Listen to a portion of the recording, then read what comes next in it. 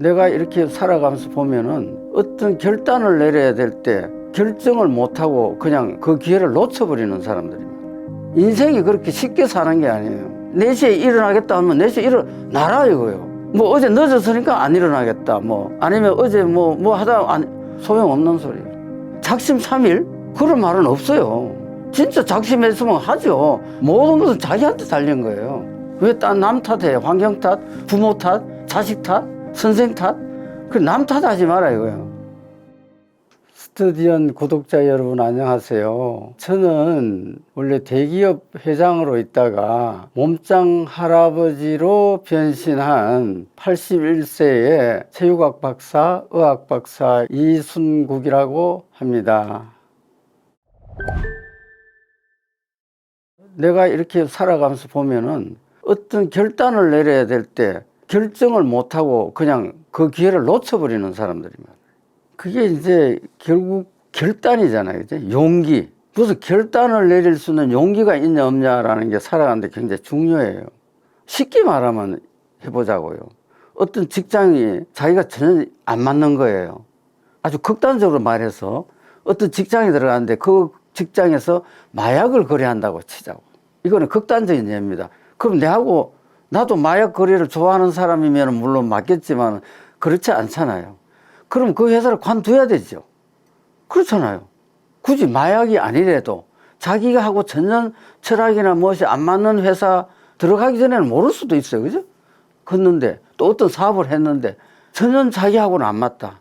이게 쉽게 말하면 정체성이 안 맞는 거요. 그런 경우는 자기 정체성이 중요한 겁니까? 직장이 중요한 겁니까? 자기 정체성이 중요한 거 아니에요. 그럼 여기 월급을 많이 주면 무조건 있는다? 그럼 마약 판 돈으로 월급을 많이 주면 그냥 있어야 돼요? 아니잖아요. 비유를 내가 극단적으로 들었지만 그 비슷한 예는 많이 있어요. 그럴 때 보통 사람 뭐라고 그러는지 알아요? 목구멍이 포도청이라. 그래서 못 관둔다는 거지. 예를 들어 공무원이 됐어. 근데 이 공무원이 너무 공무원을 비하하는 건 아니지만은 자기 적성에 공무원은 난 안 맞아. 이런 사람이 있을 수 있어요.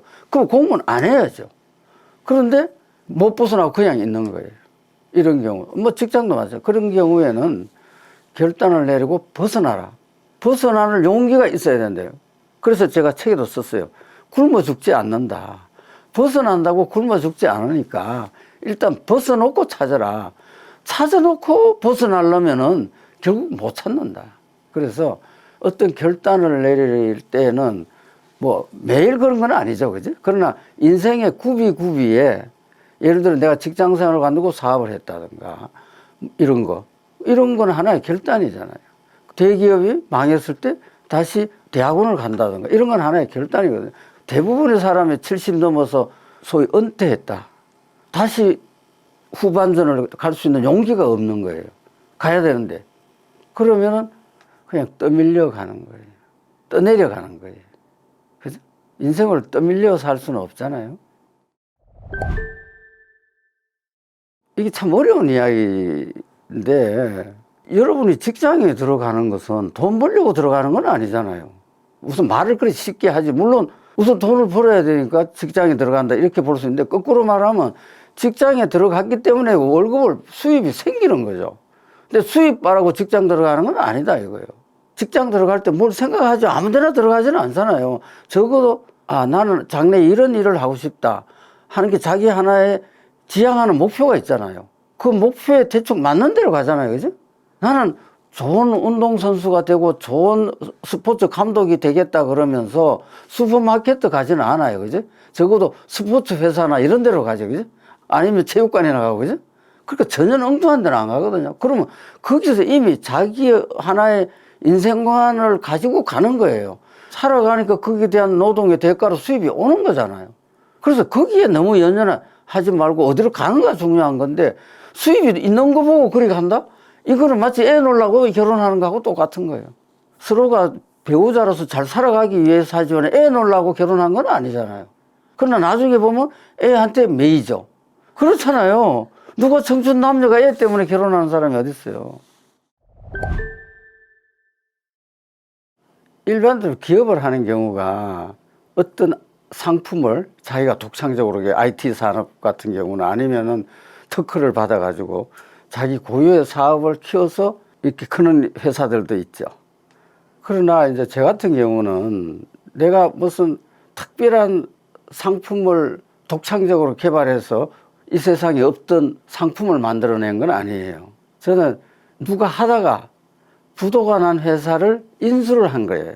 물론 이제 품종은 이제 다른 걸 했겠지만 기본 스타트가 사업을 하기 위해서 사업을 한 게 아니고 일반 사람이나 똑같이 저도 대학을 졸업하고 직장 생활을 하다가 내가 원래 공인회계사 출신이기 때문에 공인회계사를 하다 보니까 컨설팅을 많이 하고 또 금융권하고의 유대 관계가 좋아요. 그러니까 금융권에서 이런 회사가 있는데 좀 인수를 해서 맡아볼 수가 없느냐 해서 사업을 시작을 하게 된 거단 말이에요. 그러다 보니까 또 그런 게 또 생기면 또 내한테 오고 또 그런 게 생기면 내한테 오다 보니까 그런 회사가 마지막 한 30개를 맡아서 하다 보니까 다 합치니까 그게 그룹이 돼버린 거죠. 물론 그 회사를 다 이렇게 잘 살려냈죠. 소위 말해서 제게 25위의 대기업을 이루게 됐어요. 그러다가 이제 여러분 잘 아시다시피 IMF 1997년, 8년 외환 위기 때 우리나라 대기업들이 거의 다 침몰했죠. 그 와중에 저도 이제 같이 끼어가지고 2006년에 기업이 다 정리가 됐어요. 그러다가 이제 건강을 잃고 협심증으로 이제 졸도를 하는 사건이 일어났죠. 이제 해외 출장하다가 이제 그런 일이 있어가지고 이거 내가 인생을 어떻게 살았나 하는 생각이 번쩍 들고 이거는 운동으로서 극복하는 수밖에 없다. 그래서 인생 후반전을 체육으로 바꿨어요. 인생 행로를. 그래가지고 서울과기대에서 76살에 석사학위를 받고 그 다음 78에 체육학 박사학위 받고 건강도 되찾고 하면서 이게 운동이 정말 인생에서 중요한 것이구나 하고 제가 이거는 알려야 되겠다 이런 생각이 들어서 나는 일원의 운동을 시작했다라는 책을 썼어요.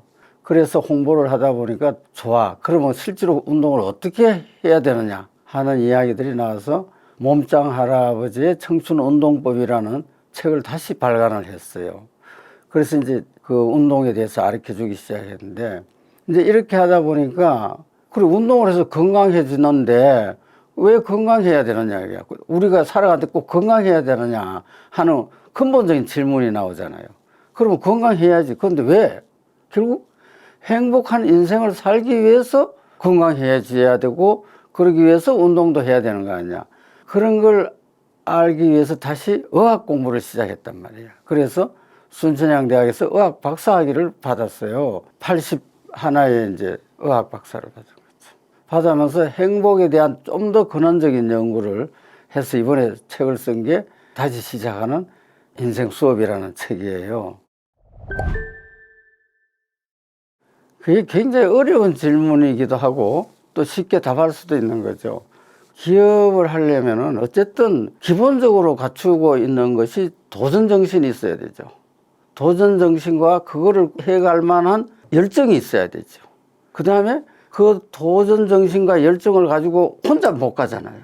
같이 따라오는 그 맥이 있어야 된단 말이에요. 인맥, 아니면 금융맥, 아니면 정맥, 뭐 여러 가지가 됐지만은 자기를 우호 지분이 있어야 된다 이거예요. 그 우호 세력이라는 건 결국 평소 인격으로서 생기는 거죠. 인맥은 교류하는 거지 관리하는 게 아니에요. 근데 대부분의 사람들이 인맥을 관리한다고 생각하잖아요. 근데 그거는 좋은 방법은 아니죠. 어떻게 하겠다는 의도를 가지면은 그거는 관리가 돼버리잖아요. 그런 거는 걱정하는 문제가 아니에요. 인생을 살아가는 과정에서 자기의 진실을 보이면은 그거는 자연적 따라오게 돼요.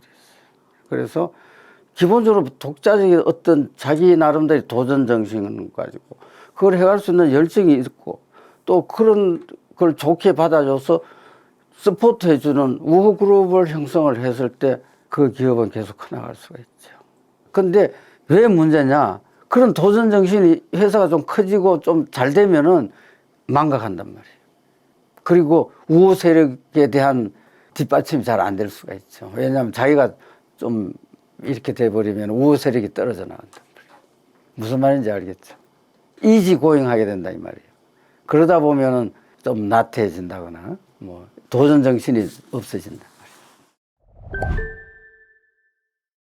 인생이 그렇게 쉽게 사는 게 아니에요.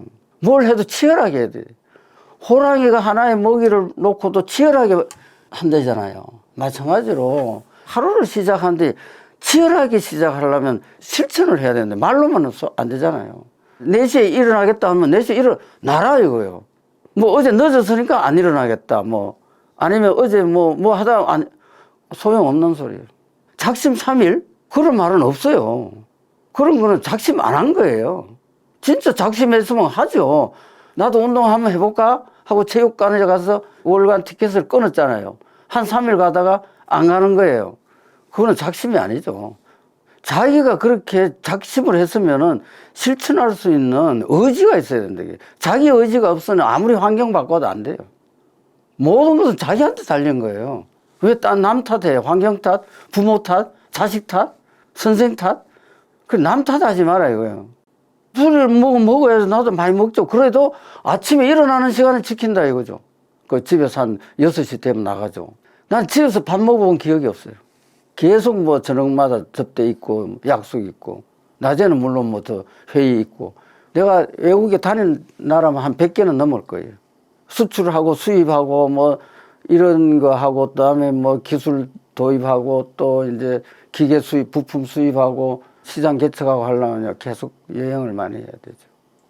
끝은 없는 거죠. 할 일이 없어서 찾는 게 아니라 할 일은 계속 밀려 있는 것 중에 중요한 것만 이렇게 넘어가는 거죠. 그러니까 실천하지 않는 것은 의미가 없다. 인생에서 실천 안 하는 건 의미가 없어요. 생각만으로서는 아무것도 안 된다 이 말이죠. 실천이 따라가지 않은 작심은 의미가 없다 이 말이에요.